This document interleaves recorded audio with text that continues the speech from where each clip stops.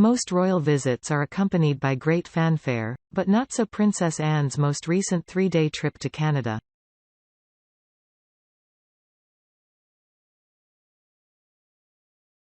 With very little press coverage at home in the UK, and not a single social media post from the royal family Instagram account, the Princess Royal jetted off to New Brunswick to commemorate the 175th anniversary of the Canadian Hussars, Princess Louise's, a regiment of the Canadian Armed Forces of which she is Colonel-in-Chief.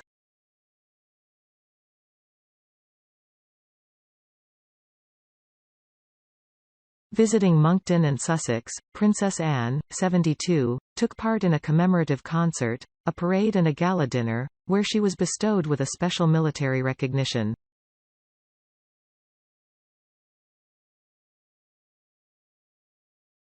Arriving in Canada on Friday morning, she took a military helicopter to Moncton where she laid a wreath at the RCMP Memorial.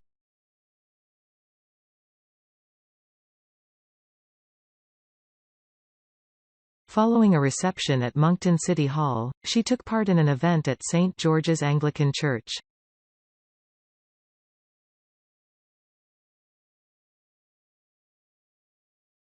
For the occasion, Princess Anne wore a regal Nehru coat from Shibumi style in Venetian red, along with a blue dress, to reflect the colours of the regiment.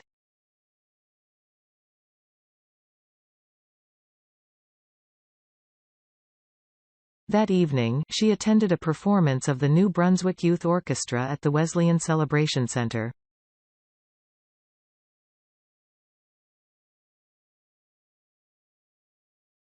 On Saturday morning, the princess was greeted by hundreds of people lining the streets for a glimpse of royalty.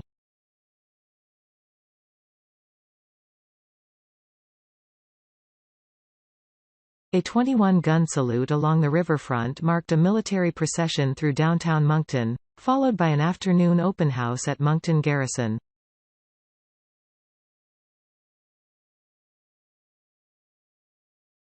In the evening, she attended a private gala in the evening at the Delta Beau Séjour Hotel, where she was invested with the Canadian Order of Military Merit by the Lieutenant Governor of New Brunswick, Her Honour Ms.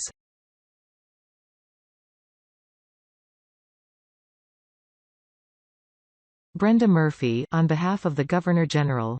In a tweet, Murphy wrote, "We were honoured to welcome the Princess Royal to New Brunswick this weekend.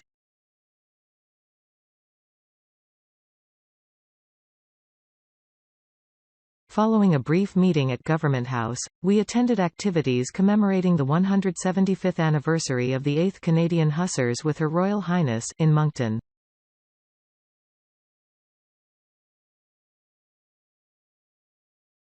The royal was pictured signing a book at Government House and speaking to soldiers while holding an umbrella in the rain.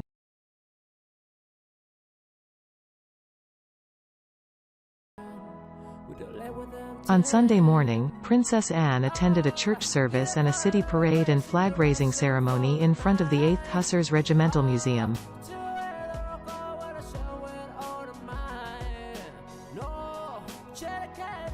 During the parade, the princess said, "I know the regiment values the support it receives," according to Canadian news outlet, CTV News.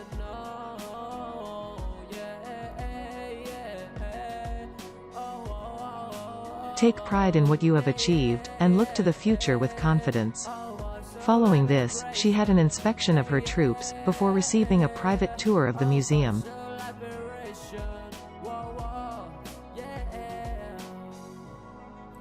Princess Anne's relationship with the 8th Canadian Hussars dates back to 1972, when she was just 21.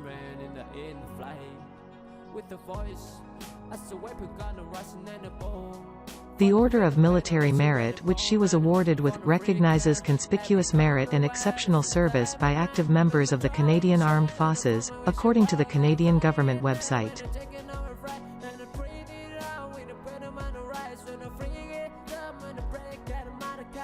The regiment and its soldiers have provided continuous service to the province of New Brunswick and Canada for the last 175 years, she said in a speech on the trip, also reported by CTV News.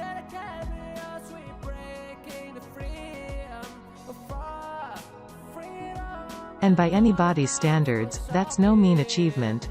Queen Elizabeth II was previously the order's sovereign, with King Charles III replacing her when he became king.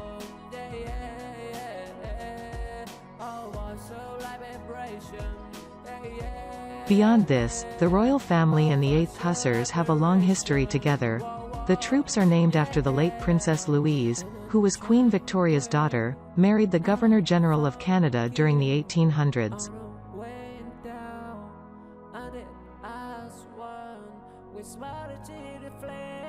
Princess Anne's overseas role comes just weeks after she was given a starring role at the coronation of King Charles III, in which she served as gold stick-in-waiting, following directly behind the newly crowned King Charles and Queen Camilla as they processed from Westminster Abbey back to Buckingham Palace.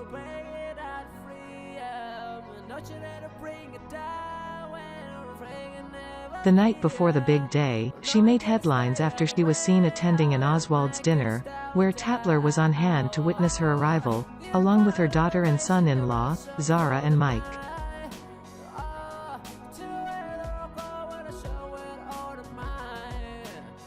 They were joined by several members of the British royal family, as well as their counterparts from Greece, Sweden, Monaco and Denmark.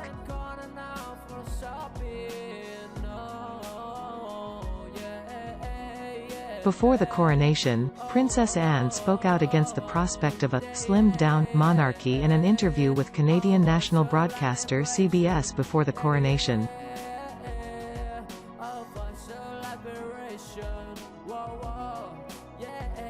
She argued that the proposal for a more streamlined royal family was proposed in a day when there were a few more people around, presumably referring to the Duke and Duchess of Sussex and Prince Andrew, who are no longer working royals.